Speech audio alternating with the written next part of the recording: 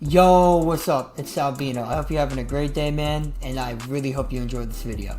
So today, we're going to be talking about how to get better at Rainbow Six Siege. And I think I'm one of the best people to teach this. I really do. I'm not amazing at the game. I'm passion, baby. I'm all passion. That's all I am. At the end of the day, that's all I really am. Now, do I put the hours in? More so in the past, yes. Do I put an hour in here and there now to like really improve. But so today I'm going to be going over beginner tips, middle of the road tips. So like if you're probably around that high plat, low emerald level, that would be for you. And then the advanced tips is where we would be getting into champ. So I cannot wait to address this with you guys today. So let's get into it, baby. Let's get into it. Now I know these are very common tips, but listen, man, they're the basics for a reason. You got to be able to warm up, man. The guys you play against, they are on the game, and I cannot say this enough. They are on the game all day. I don't care if you're in plat. You see, and that's why you warm up. Look at that aim. That's why you warm up. People you play against are on the game all day. Whether you're in plat or emerald, you're playing some 15-year-olds that have been on all day and they haven't even ate breakfast. Like their mom has to beg them to shower. Like, I'm being honest. I'm even sometimes in gold. So the last thing you need to be at is a disadvantage. So the best way to do this is to just warm up, man. Get that aim ready for the guys that have been warmed up.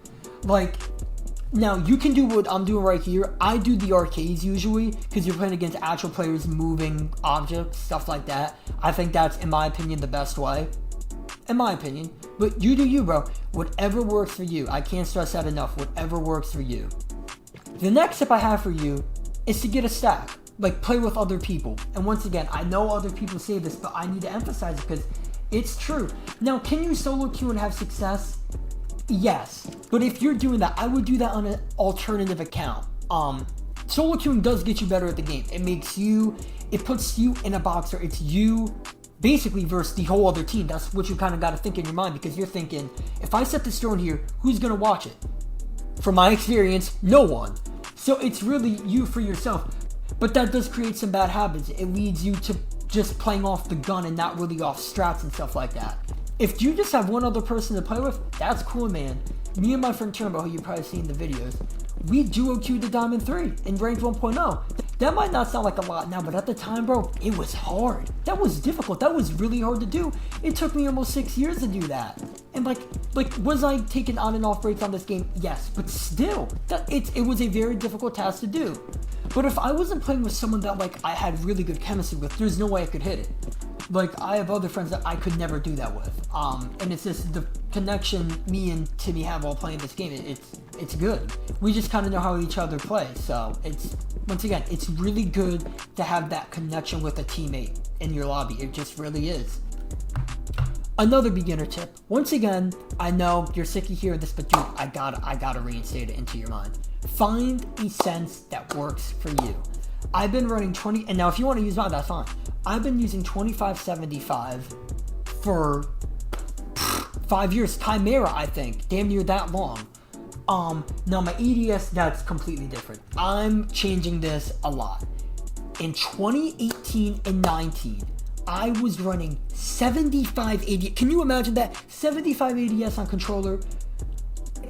My aim was horrendous. I got plat. I don't know how. I don't know how I got kills with that. Then during quarantine, changed it to 50, and even around until a couple months ago, honestly, it was 55. But I'll never forget it. There was this one kill I missed out on Outback. It was a visual. He swung bathroom, and I crouch shotted, and I moved down with the ADS, and bro, I shot straight at his freaking kneecap, and I didn't hit anywhere in the upper body or the head. And if I shot up there, he would have been gone. So ever since then, I've been lowering it and lowering it and lowering it until I can get these crouch shots down. Because that's what you need to do. Last beginner tip I would give is to just be a good call-out player, man. Call-outs are so important. They really are. If there's no communication, there's no wins. I feel like I felt that more than anyone. This season, no call outs from our team. And from what I've seen, last season we were dedicated, man. That's how I hit champ. I don't know if I'm gonna hit champ this season. That's how bad it is right now. So you gotta make sure there is at least 2 players, not 1 but 2, that can give great call outs. Damn near control the morality of the team, if you will. Keep making sure everyone's on their game. There has to be a leader, and I know people are gonna laugh at that. Like, oh my god, the group leader in Siege Dog gets a video game. Listen, man, if you want to get to that level, that's what you gotta do. 1 player is not enough. There needs to be 2. There needs to be 2 that puts their foot down, man, and be like, this is what we're running, end of story. And if it fails, you gotta live with the talk you're gonna get from your teammates, bro. It's just what you gotta do. But that is my advice for the beginning players. Once again, man, keep it going, man. The beginner stage, it's tough. I was awful for the first half year I played this game. It takes a while, man. Seriously, keep it going. Okay, now it's time for the middle of the road tips. There's not too many things in this section. I would really just focus on improving game sense and aim during this. So what I would recommend is, hold on, let me show it here. I'll take it off. This, it's called a Game Freak. I got it for 50 cents off Temu. And it's a little bit of an adjustment period at first, but once you get used to it, bro, your movement, the aim, it's so much better. It really is. It makes your aim, in my opinion, a whole better rank. So if you're Emerald 5 and you get used to this, your aim will be Diamond 5. That's from what I see, that's how it usually tends to work. Now for game sense wise, honestly, just put yourself in situations you're not comfortable in. I hate to sound like Marcus Rashford, like comfortable. But that's what you gotta do. Use your gadget, man. I know a lot of people that will just not use their gadget. They'll reinforce, which thank you. Please reinforce. Please reinforce.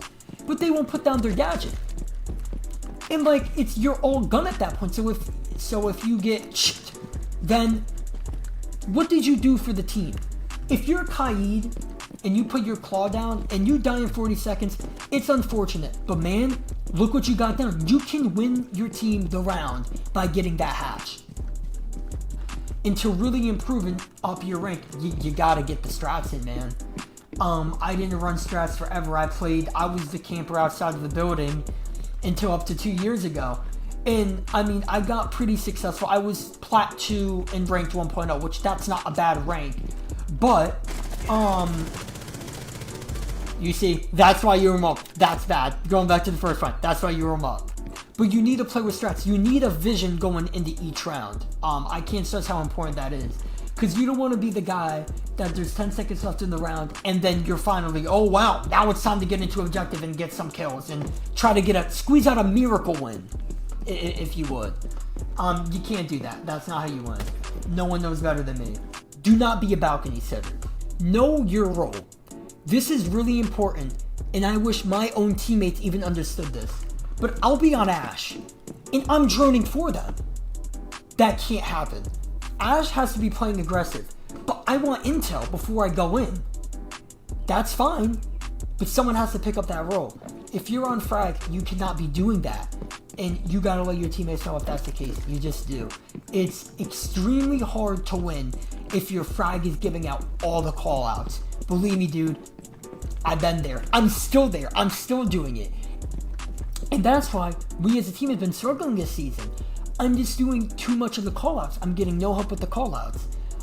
So you need to find your role in Siege. If you want to be frag, you gotta let your teammates know. If you play 1 or 2 people, you gotta be like, man, drone it out for me, please. Run Nomad, something. Because all it does is slow down your push, which then makes it harder to attack objective. And that's just a god honest truth.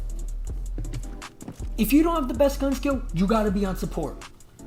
It's a tough pill to swallow. You have to be on support. Now, I'm not saying you can't be frag later on, but until that gun skill gets better, you gotta be on support. Frag is very difficult to play the higher you get. It really is. An actual frag, not a frag outside a balcony, which we just talked about. Don't do that. Again, do not do that. It's very difficult to play. It takes a lot of learning. You gotta learn how the people play in this game. Sometimes they play it so bad it catches you off guard, and when that happens, you just gotta throw your hands in the air and be like, man, I tried. What can you do about that? They're idiots. Until that gun skill gets better, bro, get on mute, master the SMG-11, because if you can master that, you can master a lot, honestly. SMG-12 is the hardest gun of the game to use, so don't go Warden or anything like that, which would be frag. Don't go Dokkaebi, even though people call her a support frag. I think she's mainly frag. Get your butt on Ace and Thermite or Thatcher. And until the gun skill gets better, it's just what you gotta do. When I'm struggling and my teammates are balling out, I'm hopping on support. Because sometimes it's just not your game. And that's another thing. Sometimes it's just not your game. There is just some games where you can't do anything. It's just like, it's one of those days. Like, you know when athletes just be like, man, it just wasn't my day? That's what you gotta think about. It doesn't mean you're bad, bro. Believe me. I went 0-7 a month ago. And the next day, I had like a 1.7 KD over like 6 games. You just gotta take it day by day, man. Really. This game, it will drive you crazy if you focus on KD. And I know, believe me, I know it's difficult. Because I know your teammates, they be talking trash. They be like, man, if I had $1 for every time I got called a fake champ, I would be a millionaire. Don't go strictly for kills. Don't swing everything. You gotta play smart. For me, I'm always trying to be the last person alive, but doing it smart. And that's why usually I can't play frag, because I need to be alive. That's just usually how we tend to win games. If I'm the last person alive, we usually win. That's just how it is. I can't be one of the first to die and put the ball in my teammates' hands. And just sometimes you can't do it. You gotta put fate into your own hands, if you know what I mean. You just got to. You gotta play structured. A good way to compare this is Mahomes 2019, Patrick Mahomes, quarterback of the Kansas City Chiefs. 18-19. Were his stats incredible? Absolutely. Was his play flashy? Absolutely. Did he still win a Super Bowl? Yes. But during the next couple years, not specifically 2020, but 2021, there was an adjustment period where teams kind of adapted to that flashy style of play. It was a lot of out of structure stuff. Could he play in structure? Yes. But teams adapted to that. So what did he do? And he won back-to-back after that? He played more in structure, taking what the defense gave him. You got to apply that to Siege. You're not stomping. Like, I know you think you are. You're not stomping. You're not Iowa. You're not these guys. Could you be one day? Yes, but right now, if you're watching this video, you're not. You gotta play smart. You gotta take what the defense gives you. And I'm not saying sit outside on the balcony and camp. Oh my god, don't do that. I'd rather you be the first. I'd rather you go in with Amaru and die instantly. Because at least you tried. But you can't let it get to you. You just gotta play your game and you just gotta focus on making the right play. When you no longer cease to exist, as long as you can say, I made the right play, that's all you can really do. Like, there's someone camping in that corner with 50 seconds left in the round downstairs. You got it. They got it. Let them do that. Seriously, let them do that. Because now they got to get back. Just give the call out. Now they got to get all the way back to objective. You got to let the idiots play stupid. And you got to live with it. It's hard because you're annoyed you died and you want to be alive for your team. But sometimes, man, you just don't get that privilege. Now let's go to the advanced tips. There is one huge thing I have for this. So let's look at it. Go to controls. Go to customize controller inputs. And if you're if you're strictly support, this kind of doesn't apply to you. You would fall more to the just have great game sense. But if you're in a duo or trio stack and you're not an elite fragger and you really want to become that, you gotta change the stance button. Now if you're Xbox, you can have the paddles on the back and that works fine. But if you're like me on PlayStation where it's a little bit difficult, you gotta change the stance. Unless you have mammoth hands, you gotta change the stance. I have small hands. It's a huge disadvantage for Siege. It really is. I have to play claw now. Change the proning to R1, L1, whatever works for you. Seriously. I might change it to L1 eventually. R1 is what works for me right now. This takes a significant amount of time to learn. Do not get discouraged by your first couple games being rough. I'm begging you. This has made me the best I've ever been. And it still bites me in the ass sometimes. I'll accidentally hold R1 all the way and then I'm drop shotting in 2024 and that ends up horrible. But that doesn't happen too often. You need to put yourself in the best situation, man. And by doing that is to make sure you have the best gun skill imaginable. So change your prone button, go into an arcade, and practice it religiously. Once again, this is an advanced tip. So if you really want to get good, this is what you got to do, man. Everyone's on M&K right now on console. It's bad. You're on strike packs, which if you don't know what that is, that basically gives you perfect recoil, like a perfect recoil pattern. So it's just shooting straight no matter what gun you're using. It's insane. You got to put yourself in a situation where you can compete with this stuff. And this is the only way I think that you can. I don't know how you could compete with this if you weren't using a different crouch button. The circle, when you're playing M&K, it just doesn't work. You gotta be, your movement has to be incredible, to be quite honest. It has to be. You have no other option. So that's the end of the video. I'm sorry I don't have that many champs for like the tier to hit champ, but I promise you, if you do everything I listed, everything, you will hit champ. I promise you that. I'm not that good, honestly. I have a 1.34 KD each season, but my gun skill, it's absolutely nothing special. You can easily recreate the gun skill I have, so we just gotta focus on getting better at the game in every single aspect, and it takes time. Maybe you don't hit champ this season, but if you follow everything I just said, within the next couple seasons, you'll hit it. I promise you.